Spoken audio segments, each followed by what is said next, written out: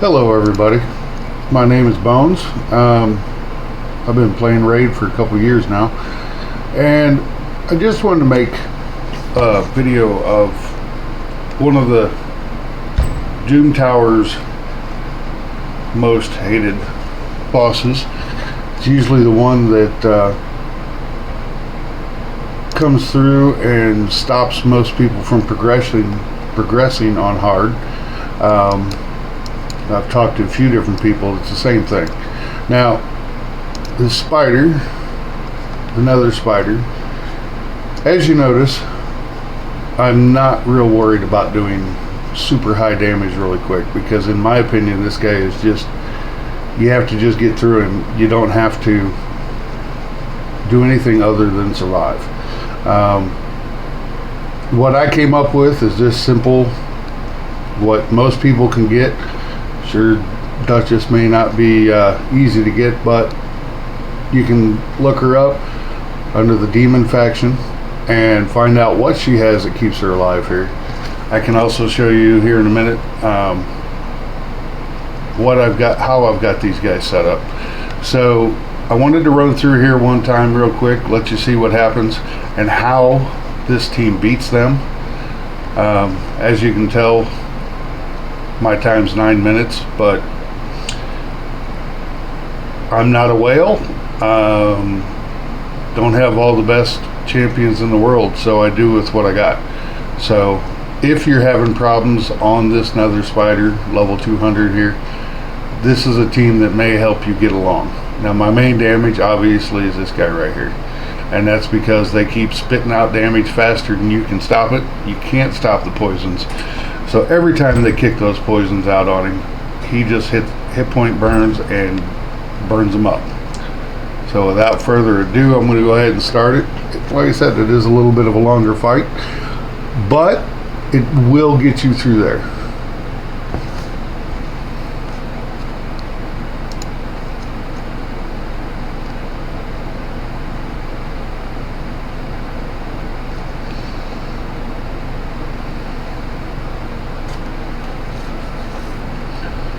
If I knew how to speed it up for you, I would. I don't really have all of the recording stuff figured out to be a lot more specific and speed it up for you, so you're gonna have to bear through it, but this will definitely let you see how this team works. My goal is to help the average player. Whales have all them really specific champions that help them get through faster. Well, a lot of us don't, so just keep that in mind. This is not for the high-end whales that can just blast through everything. This is more for the player that just tries to make it through with what he's got. And most of these champions are pretty easy to get, or ones like them. Now, there are a couple specifics here, which would be the two on the left, the Doom Priestess and the Fire Guy, which for my life of me I can't remember his name right now. I'm sure most people have seen him. Now over here on the right side you'll see two more healers. The shields are definitely needed because they help you absorb some of that poison. So keep the poison in check. I came up with him with the continuous heal and the shields. Now you might be able to do it with somebody else. However, his continuous heal along with the shields helps eat them up, plus give you back the health instantly as soon as you get your turn.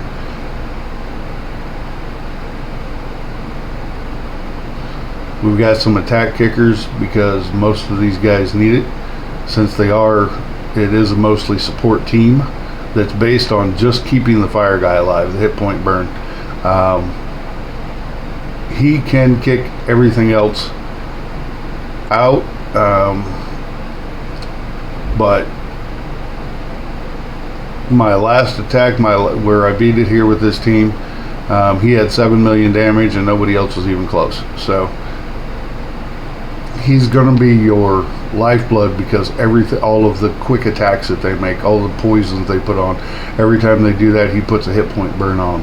So those hit point burns is going to be what keeps your team going, and get you that kill on the nether spider.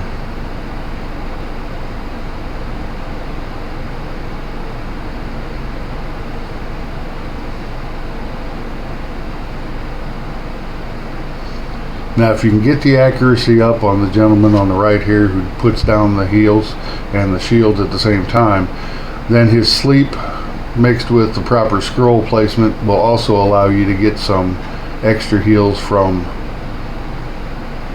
leech when you're taking on these little baddies at the first, or at the start, or the mobs as you want to, as I call them. So that's another thing that can help make this go a little bit faster and keep your team alive while you're trying to get to the nether spider. It's the sleep mixed with the leech.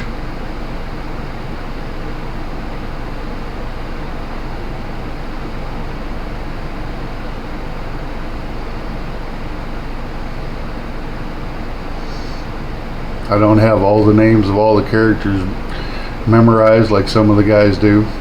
They probably check it and have it wrote down in there for them. But I wanted to make this a quick video, just something to do to help people get through a little bit more of the Doom Tower. I know on this one, particularly on this week's, the spider is the biggest one that ever stops me. I can blast through everything else without much problem until I get to the spider. And then she just poisons the crap out of everybody and stops the team usually.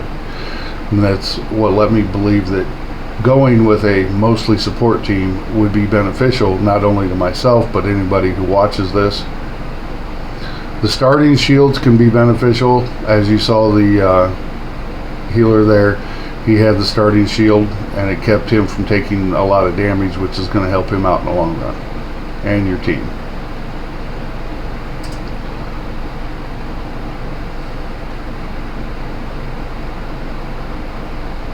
Doom Priestess is definitely needed in this. As you can tell, she's sitting there taking off them poisons on everybody every single turn. 1 or 2 when you're looking at 6 is going to make a big difference. We're slowly seeing the hit point burn get put on all these other little spiderlings.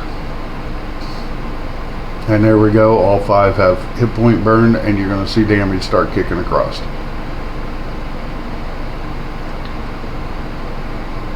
The multiple healers is definitely needed, because one is not enough to keep them going.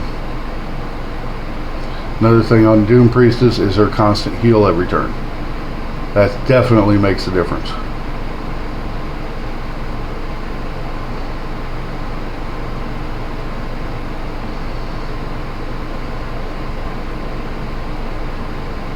Looks like we're about 6 minutes into it, so it's a slow progression, but it will help you get through him or her or whatever you want to call that spider.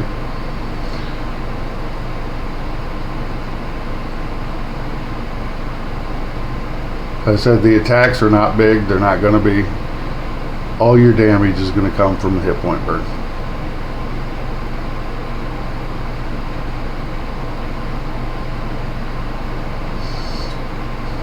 Just keeping your team alive is the main goal of this one.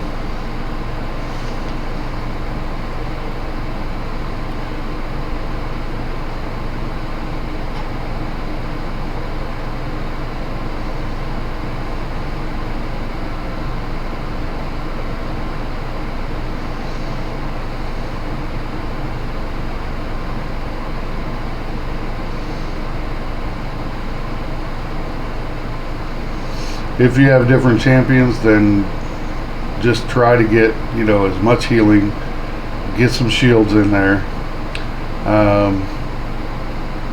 The rest of it is not really needed on extra attack and all that.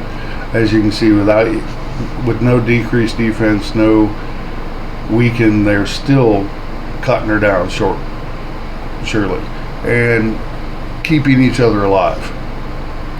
And that is the main goal. Keep that fire guy alive. Keep him doing that hit point burn, because every time they attack, every time they put poison on, he's putting that hit point burn right back on top of them.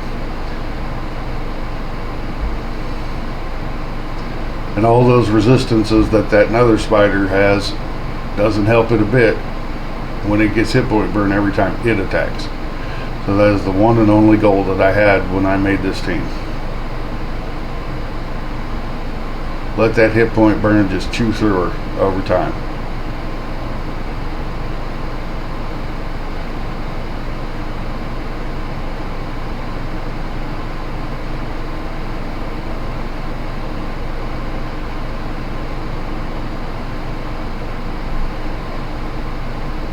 This is just a constant progression. As you see, she's almost dead. About 8.5 minutes. Now, if I was to take and put different armor on and add up a little bit here and there, put all my really good armor on, I'm sure I could chop that time down. But switching armor out every 2 seconds for different people all across the game on whatever you want to do gets expensive. So this is just a quick build. Some of these builds did take a while to get on these specific characters. I'll be showing you those here in a few. As soon as this battle's over, I'll go into the armor builds for them. And it'll help you see what I did just in mind of keeping them alive. As you can see, once again, 7.5 mil for Drexthar. Hope I pronounced it right. You've got all the characters here you need. These guys can do one heck of a job keeping you alive. Now, when we go to the champions, let's go ahead and go through. As you can see, a little bit extra help with lifesteal and some speed on him. Duchess has one specific job, and that's just keeping herself alive. And the rest of the team, I don't even try to put damage on her. Her only job is to help keep the team alive, bring them back when needed. Did